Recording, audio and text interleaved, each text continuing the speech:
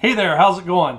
Today we're unwrapping, unboxing, untubing another rod from AliExpress. I bought this because I was so happy with another rod from the same company. I feel like I should put my glasses on to be able to see better.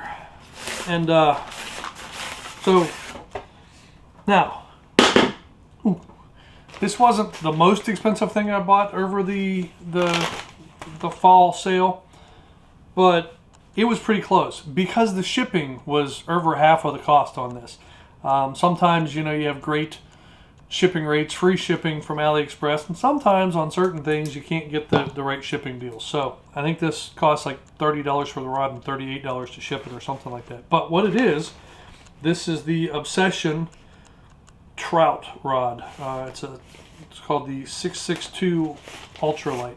The Obsession Mojo Bass rod was a really big surprise, and I'd picked it up last year.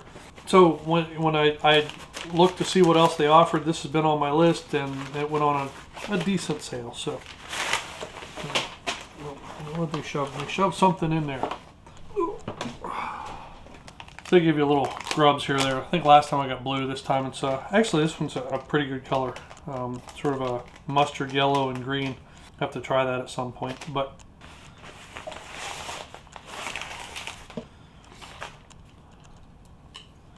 gotta be careful in here as well. I tell you what, it feels, it's not all together, but it feels nice so far. So the Obsession Trout Sensation. It's got a lot of carbon fiber looking stuff. One of the things I liked about it too was it's got this high vis tip.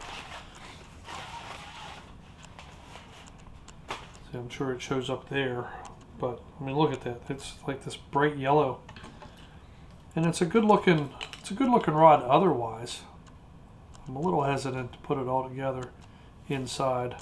I'll just have to be careful. It feels pretty light. There's no reel on it yet. We'll have a reel right there. In fact, that'd probably be a good idea to put that reel together. Let me take this back apart. Just be ashamed to break this before you even got a chance to do it. But I tell you what, that high vis tip, I think that could really be nice. So the other thing is this one supposedly goes down to 0.6. Make sure I get it here real quick. 0.6 to 8 grams. So it's got a fairly wide range. I also thought that might mean that it's got a pretty decent backbone. I'm looking for the next rod that can do some of the really lightweight lures and maybe handle a little bit bigger fish. So this one's a little bit more of a copper color. What I actually thought I was going to put on this, and I probably still will, was the Cast King Kestrel. But I have the Valiant Eagle sitting here. So let's just see.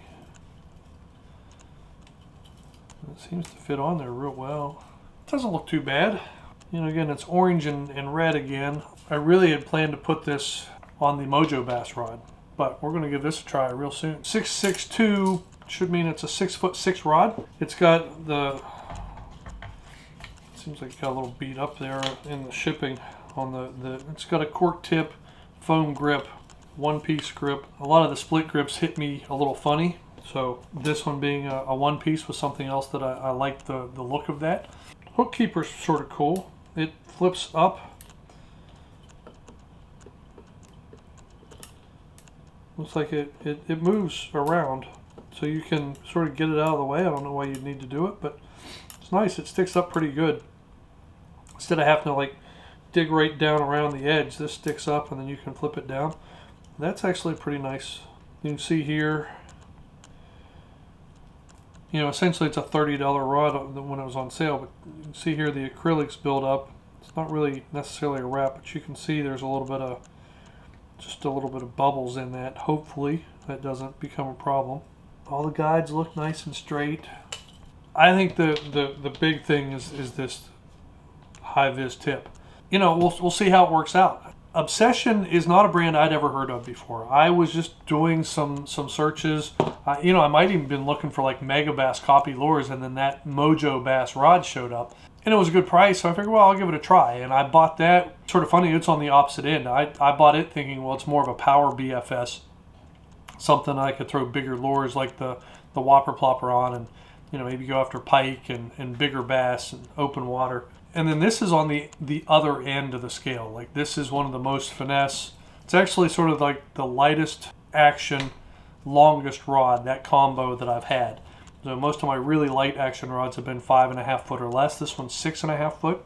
So I'm hoping, like for some of the lake fishing and stuff, where I'll be able to get pretty decent distance on throwing stuff, but then also fighting some of the moderate sized creeks, fighting the fish that are in there, some of the ones that can get up into the 15 to 20 plus inch range.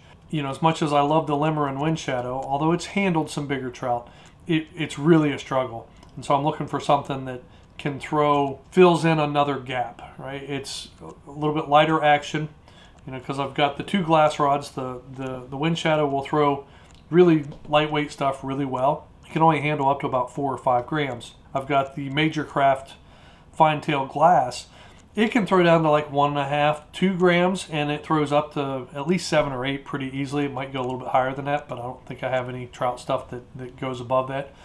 And it's extremely accurate. The other knock on any of the graphite and composite rods that are supposed to be able to handle really lightweight is they haven't had any accuracy. Like they get very whippy. This one, we'll see. Again, I do love the tip. I think that's a great idea, and we'll see how it works out in practice. Yeah, I think I'll just start off with the Valiant Eagle on this. I got some high-vis braid, like a yellow braid, probably goes really well with this anyway. So I'll throw that on here. Probably my next fishing trip, I'll go out and at the very least we'll do some casting tests with it. If you want to see how this combo performs on the water, see if I catch any fish with it, you can watch this video right here, like that one. Appreciate you watching. I'll see you next time.